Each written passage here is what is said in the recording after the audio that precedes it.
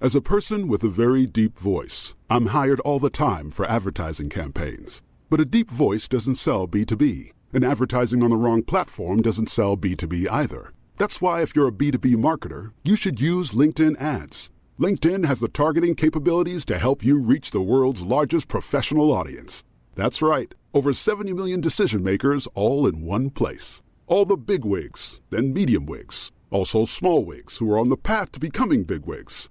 Okay, that's enough about wigs. LinkedIn ads allows you to focus on getting your B2B message to the right people. So, does that mean you should use ads on LinkedIn instead of hiring me, the man with the deepest voice in the world?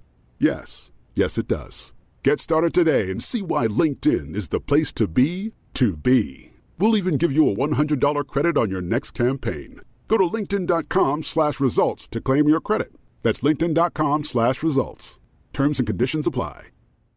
Finding your perfect home was hard, but thanks to Burrow, furnishing it has never been easier. Burrow's easy-to-assemble modular sofas and sectionals are made from premium, durable materials, including stain and scratch-resistant fabrics. So they're not just comfortable and stylish, they're built to last. Plus, every single Burrow order ships free right to your door. Right now, get 15% off your first order at burrow.com/ACAST. That's 15% off at burrow.com/ACAST.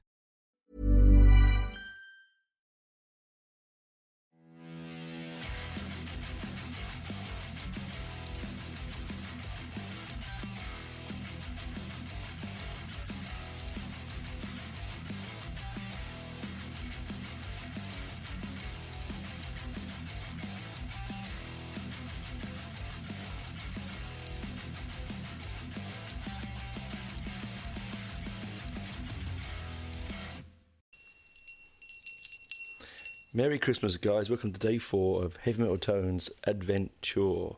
Today I am lucky and blessed to have my beautiful little cat Phoebes on my lap today. So if you hear a purr or she jumps off and knocks the computer flying and squawks me into next Monday, you'll understand, because she does get a bit skittish.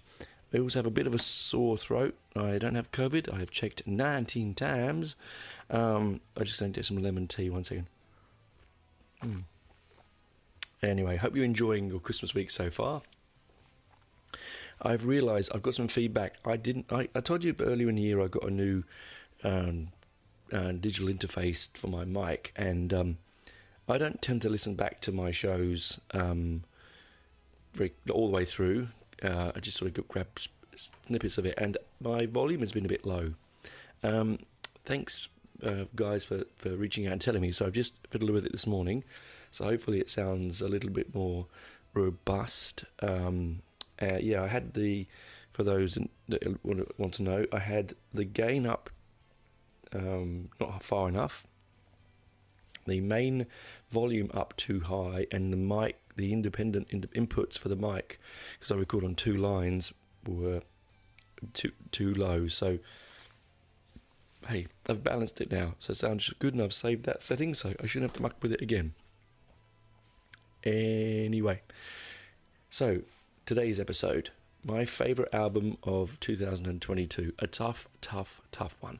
I will have some honourable mentions at the end of it, but my favourite album, and the one that I look forward to the most, was no surprise to many of you, will be Venom Inc.'s and the Venom Inc.'s new album. All right, There's Only Black. I tried to say There's Only Black there in one, and I did a Tony and went, yeah, Venom Inc.'s There's Only Black. Brilliant album. Now, it is I did review it on the show, so, go back and listen to my review, but I think it's a triumph. Firstly, because I love Tony Doolan's voice and bass. I obviously adore Mantis on guitar. Jeff Dunn, Mantis on guitar, but it's just the fact that sorry if I'm going to suck in a few times, my throat's a bit sore. It's just progressive, heavy, modern, traditional, funky, groovy, fast, heavy, hard, thought-provoking, angry. Can you hear a purr? If you can, there you go. It's just all those things in one for me. I thought it would be hard to to top Ave, which had come out a few years previous. But when it was dropped on in September this year, it was one of the most exciting things because of delay with COVID, it had been delayed quite some time, and it had been recorded across the world. They weren't in the same studio. It's a modern way of recording. I've always feared for that. I think that musicians should be in the studio together. I really do. That's an old-fashioned way of thinking, but clearly it didn't hinder this album, and it hasn't hindered a lot of albums since that. I mean, COVID, yes, has done a lot of very nasty things, but it's also done some really good things, is that we've now managed to understand the world is not just within the rooms you're in, I mean, we always knew it was big, but it's even more, it's even larger, but within a closer reach, yeah. Yeah, great album. I'd highly recommend getting it on vinyl. I have it on vinyl and CD, and I think I may have ordered it on cassette. I don't know, I haven't received it yet. I have to look into it. I may have just thought I hadn't, but didn't. But the sound that comes out is tremendous. It's mixed beautifully. Tony's bass parts are not lost. His growl, his vitriol is ever present. And Jeff is just, I mean, if he's not one of the greatest heavy metal guitarists of all time, I don't know who is, honest. He seems to not repeat himself, like great guitarists like Iommi, KK Downing, and all those great guitarists. They don't repeat themselves. They just you hear them, like, some guitarists, like Zakk Wylde, for instance. If I hear another squealy pinch harmonic from Zakk, I'll probably pull my hair out. He is a bit he's a great guitarist, don't get me wrong. My God, he's in a different stratosphere to anyone like me, for instance. But he's a bit one-dimensional. Whereas with Jeff's guitar pieces are not. He's got such a wide variety of taste because he's such a big Kiss fan. And in his heart, he's a rock and roll. He loves rock and roll, really, and punk and rock and roll and mixtures of those things. And I don't think there's a skerrick of blues in there.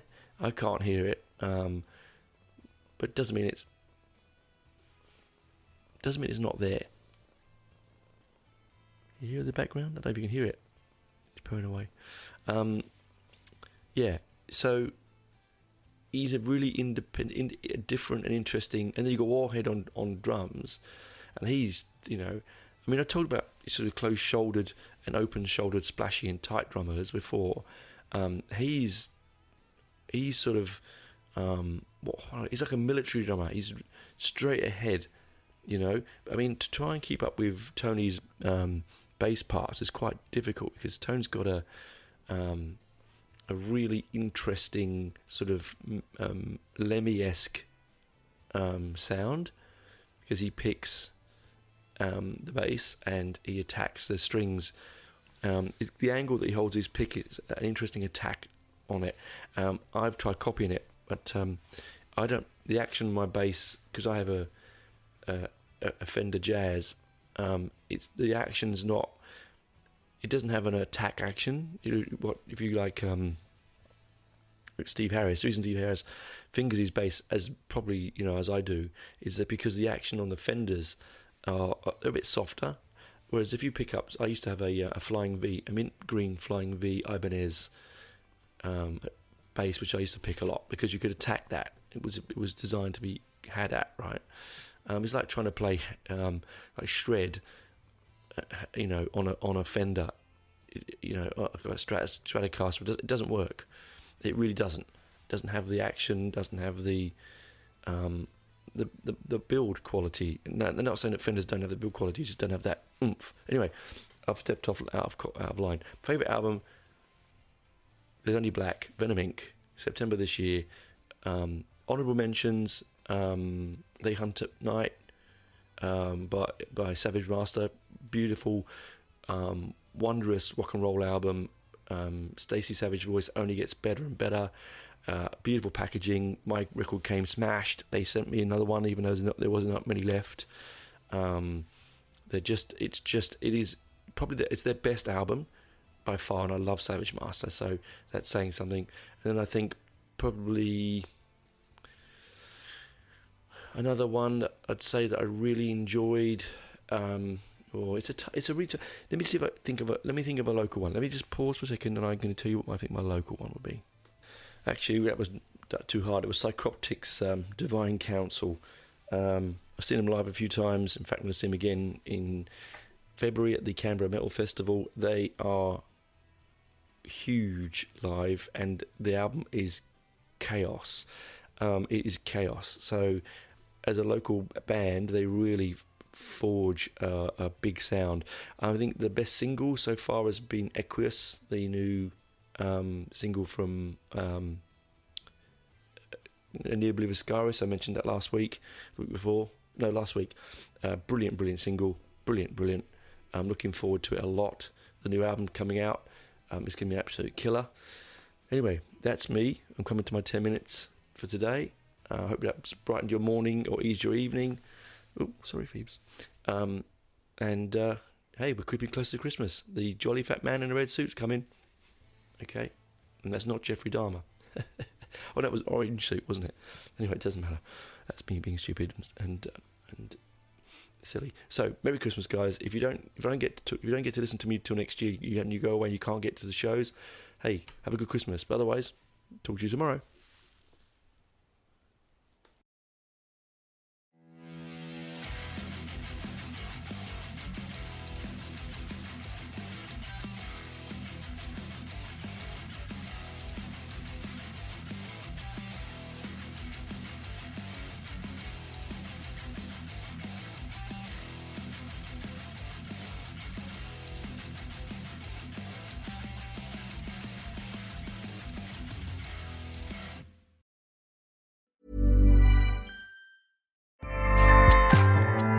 Acast powers the world's best podcasts. Here's a show that we recommend.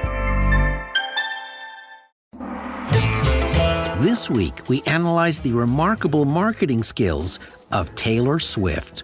She has regained ownership of her master recordings, convinced Apple and Spotify to pay artists in a more equitable way. She defied Hollywood. She markets her music in very surprising ways and holds over 70 Guinness World Records. The marketing of Taylor Swift. This week on Under the Influence with Terry O'Reilly. Acast helps creators launch, grow, and monetize their podcasts everywhere. Acast.com.